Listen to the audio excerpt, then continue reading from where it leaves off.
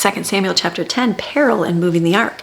Again, David gathered together all the chosen men of Israel, 30,000. And David arose and went with all those who were with him to Bel, Judah, to bring up from there to Jerusalem the ark of God, which is called by the name, the very name of the Lord of hosts, who dwells enthroned above the cherubim. They placed the ark of God on a new cart and brought it out of the house of Abinadab, which was on the hill, and Uzzah and Ahio, sons of Abinadab, were leading the new cart. So they brought it with the ark of God from the house of Abinadab, which was on the hill, and Ahio was walking in front of it.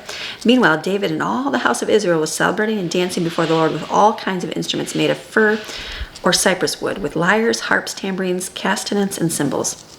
When they came to Nachon's threshing floor, Uzzah reached out with his hand to the ark of God and took hold of it, because the oxen stumbled and nearly overturned it. And the anger of the Lord burned against Uzzah, and the God struck him there for the irreverence, and he died there by the ark of God. So if you see this, it is easy to understand David's anger. Well, hold on, let's read one more part. David became angry and grieved and offended because of the Lord's outburst against Uzzah, and that the place had been called Perez Uzzah, outburst against Uzzah, to this day. So David was afraid of the Lord that day, and he said, "How can the ark of the Lord come to me?"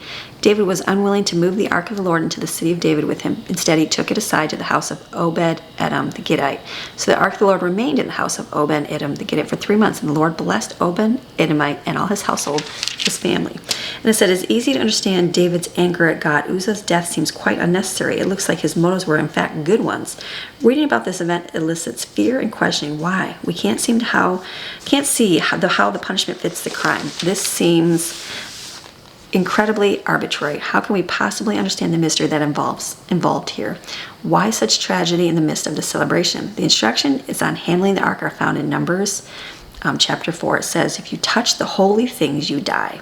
We still don't understand why, but obviously there was more to the ark than anybody could imagine. No human could control it or use it. It was God's, made to be representative of his holiness and glory. God placed such power in the ark that a human would be overwhelmed by it. We have such a poor sense of the holiness of God that we only see this event from our perspective. Fear and awe must be part of a healthy relationship with God. While God is love, he is also to be feared.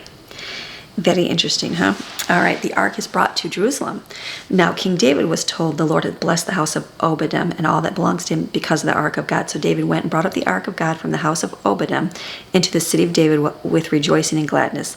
And when there were those who were carrying the ark of the Lord by its poles had gone 6 paces, he sacrificed an ox and its fatling. And David was dancing before the Lord with great enthusiasm, and David was wearing a linen ephod, a priest's upper garment. So David and all the house of Israel were bringing the ark of the Lord to the city of David with shouts of joy and the sound of the trumpet.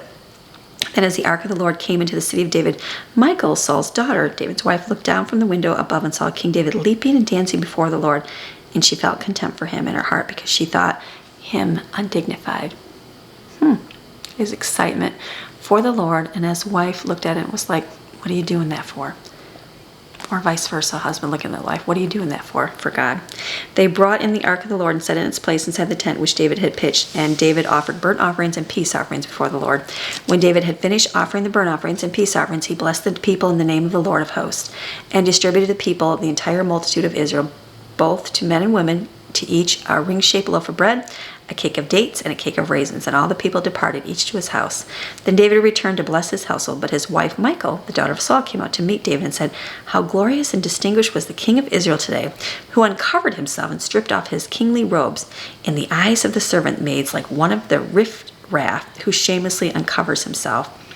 So David said to Michal, it was before the Lord that I did this, who chose me above your father and all his house to appoint me as ruler over Israel, the people of the Lord. Therefore I will celebrate in pure enjoyment before the Lord. Yet I will demean myself even more than this, and will be humbled, abased in my own sight and yours, as I please. But by the maids whom you mentioned, by them I shall be held in honor. Michal, the daughter of Saul, had no child to the day of her death. Let's see, it says in the bottom here, the love and respect that Michal once had for David was gone. She ridiculed his enthusiasm. Remember, like back in the day with Saul, it's like she just admired all his strength and everything. But over time, maybe hardness of heart, maybe her own and her own distrust in God. You know, it's like she was taken from her husband, sent to another one, so maybe right away that would give you some like not faith in the Lord, right? Because she was removed from her marriage to be sent to another man. She still had that bitterness and that anger. And then she sent back with him. But now he's got all these wives, so she's probably feeling a whole lot of different feelings inside, and then she looked at her husband with no respect because whatever, and then just that bitterness, I guess that seed of bitterness would just grow and grow, and then it just makes you unable to see the good things. And that's life. Like, life hardens you, doesn't it? Like, I know in my own life you can see things and it's like it just hardens you to things going on around, and I don't want to be that way. So it's a constant effort to ask for forgiveness, to not have that bitterness towards people or the world or anything, because it does grow that seed in there, right, of things. So the love that she once had for David was gone. She ridiculed his enthusiasm as he worshiped the Lord, and for David that was not an attitude he could overlook. It's difficult to comprehend the complexities of a marriage where multiple wives and concubines are part of the picture, and the wife is viewed as a chattel before she's viewed as a person. As in so many places in the Bible, the picture is drawn, but without comment on what God thought. Jesus clarifies this a little while. He comments on the hardness of heart and says, from the beginning, it's not been that way. We can understand why she would want to be that way, right? We can see between all the wives and that, but God still did not give her any kids. So I don't know. It's like, how can you, if that's where our own feelings, our own views on things, we still have to put those to the Lord and trust him. Even though there's sin around, there's wrong choices around, there's people around you, your husbands, people around you even making those decisions, it's like you still have to trust God no matter what. Even though people can justify for what you're going through, you can justify anything in today's world of why you should do things right, but you got to look to God for your true answers. All right, this is your Daily Bible Chapter, reading God's Word Monday through Friday. See you tomorrow.